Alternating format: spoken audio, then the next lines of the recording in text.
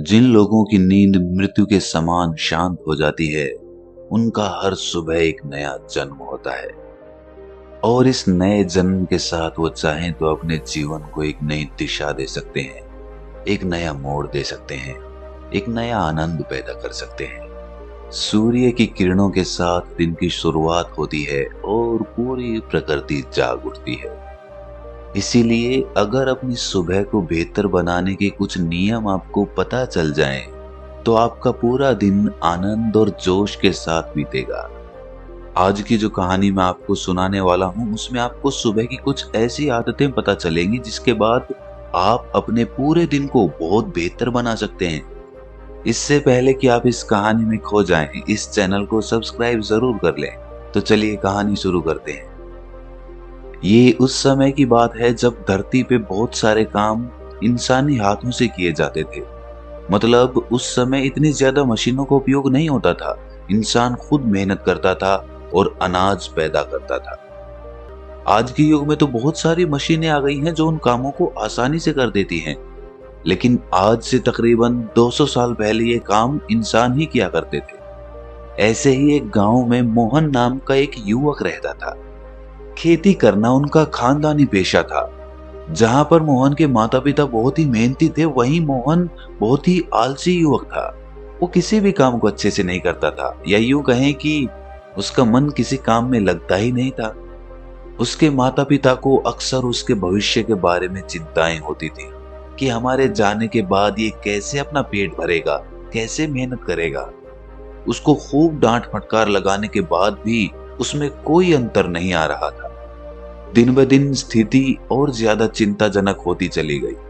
अब मोहन दिन में भी सोता रहता था और सुबह भी बहुत देर से उठता था। एक दिन मोहन के पिता को पता चला कि गांव में एक बौद्ध भिक्षु आया हुआ है और वो मानव शरीर के बारे में बहुत गहरे विषयों पर चर्चा करता है और उसको ठीक करने के लिए बहुत अच्छी औषधियां भी लेकर आया है। फिर क्या था, मोहन के पिता मोहन को लेकर उस बौद्ध भिक्षु के पास पहुंच जाते हैं।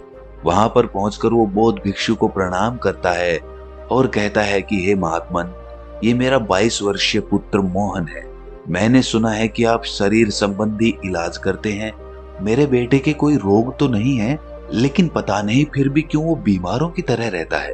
किसी भी काम में उसका मन नहीं लगता और उसे बहुत जल्दी थकावट हो जाती है। कृपया करके मुझे बताइए कि अगर ये कोई रोग है तो मैं इसका क्या इलाज करूं। ये सुनकर वो बौद्ध भिक्षु उस युवक की नाड़ी की जांच करते हैं और उसके बाद उसके पिता से कहते हैं कि इस बच्चे को तो कोई भी रोग नहीं है, इसे केवल इसके आलस्य ने जकड़ा हुआ है। इसके बाद वो मोहन से पूछते हैं कि तुम सुबह कितने बजे उठते हो। ये सुनकर मोहन के पिता बीच में ही बोल उठते हैं कि महाशय, ये तो सुबह सूरज उगने के बाद तक सोता रहता है। उसके बाद वो बौद्ध भिक्षु पूछता है कि इतनी देर से उठने का कारण क्या है, क्या ये रात में देर से सोता है। इसका उत्तर देते हुए मोहन के पिता कहते हैं कि ये रात में देर तक पढ़ाई करता रहता है और इसी वजह से ये सुबह जल्दी नहीं उठ पाता। ये सुनकर वो बौद्ध भिक्षु कहता है कि यही तो कारण है, यही तो जड़ है। मैं तुम्हें इसके लिए कुछ औषधियां नहीं दे सकता, लेकिन जो मैं कहता हूं अगर वो तुम 21 दिन तक अनुसरण करो तो मोहन, तुम्हारा जीवन जोश और उत्साह से भर जाएगा। हर काम में तुम्हारा मन लगेगा और तुम किसी भी काम को बहुत गहरे तरीके से कर पाओगे। इसके लिए तुम्हें सुबह की 5 आदतें अपनानी होगी। आदतें अपनाना बहुत आसान होता है। शुरुआत में 1-2 दिन तकलीफ हो सकती है, लेकिन उसके बाद तुम्हें उसी में मजा आने लगता है। सिर्फ शुरुआत के कुछ दिन कष्ट के सह लो, उसके बाद तुम्हारा जीवन ही बदल जाएगा। सुबह की उन 5 अनमोल आदतों की व्याख्या करते हुए उस बौद्ध भिक्षु ने कहा कि सुबह उठते ही सबसे पहले अपने आप के प्रति धन्यवाद व्यक्त करो। उस परमपिता परमेश्वर को धन्यवाद दो, क्योंकि उन्होंने इस प्रकृति के द्वारा तुम्हें इस शरीर का अनमोल तोहफा दिया है। हर इंसान को स्वस्थ शरीर तोहफे में नहीं मिलता। अगर तुम बाहर की दुनिया में देखो तो तुम्हें कितने ही विकलांग और कुरूप नजर आएंगे। इसीलिए हमारी सांसें अनमोल तोहफा होती हैं। पता नहीं कौन सी सांस कब अधूरी छूट जाए, इसीलिए इन सांसों में धन्यवाद का भाव प्रकट करें। इसके बाद खुले आकाश के नीचे आकर इस आसमान को, इन हवाओं को, इन पत्तियों को, इन सभी को धन्यवाद प्रकट करो। पंच तत्वों को छुओ और उनके भी प्रति अपना आभार व्यक्त करो। इससे तुम्हारा जुड़ाव इस प्रकृति के साथ बनेगा, जिससे तुम आनंद में भर जाओगे। इसके बाद अपने कमरे में झाड़ू जरूर लगाओ। इसका मतलब ये होता है कि सारी गंदगी अपने कमरे के बाहर, अपने दिमाग के बाहर कर रहे हो।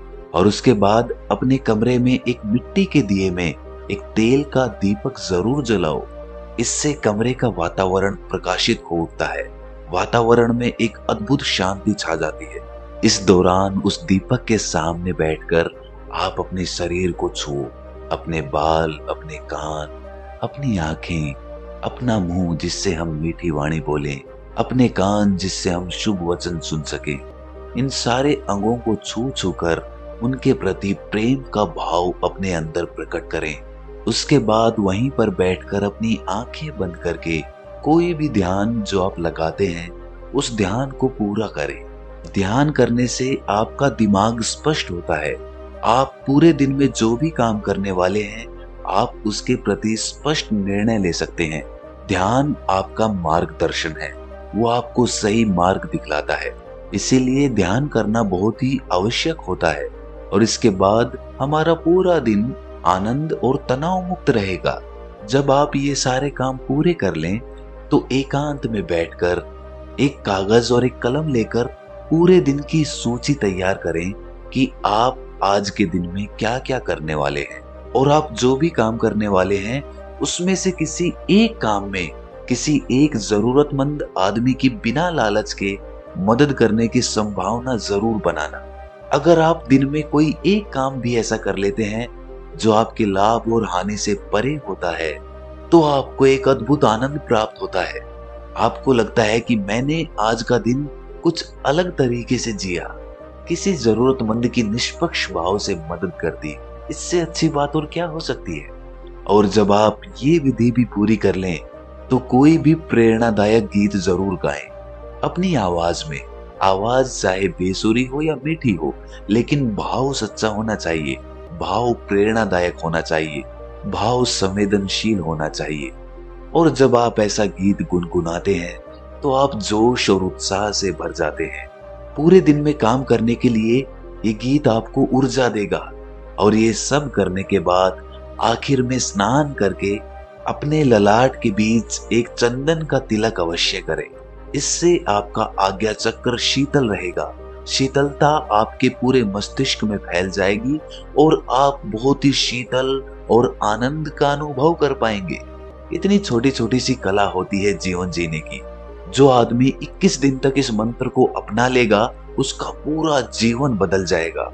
उसके बाद उसे कोई काम जबरदस्ती नहीं करना पड़ेगा, उसे जबरदस्ती अपने मन को उस काम में धकेलना नहीं पड़ेगा, बल्कि वो काम ही आपके लिए आनंद बन जाएगा। जीवन एक उत्सव बन जाएगा, जीवन एक जोश बन जाएगा, जीवन में संवेदना फिर से लौट आएगी। जरा सोचिए, जब हम बच्चे होते थे तो हमारे अंदर किसी भी नए काम को लेकर तरंगे उठने लग जाती थी। हम किसी भी काम में जोश और उत्साह डाल देते थे। आखिर आज वो सब क्यों नहीं होता है? क्यों इंसान ने अपने आप को ही जटिल बना लिया है? एक नए सवेरे की तरफ बढ़ते हैं। चलो बुढ़ापे से बचपन की ओर चलते हैं, उन उम्मीदों को फिर से जगाते हैं। चलो आज हम अपनी कब्र से उठ जाते हैं, खुद जीते हैं और दूसरों को भी जीना सिखलाते हैं। चलो आज हम जीवन को एक नई दिशा देते हैं। तो दोस्तों, कैसी लगी ये कहानी आपको कमेंट सेक्शन में जरूर बताना, और अच्छी लगी तो इस चैनल को सब्सक्राइब जरूर कर लेना। तो मिलते हैं अगली कहानी में, तब तक के लिए अपना ख्याल रखें।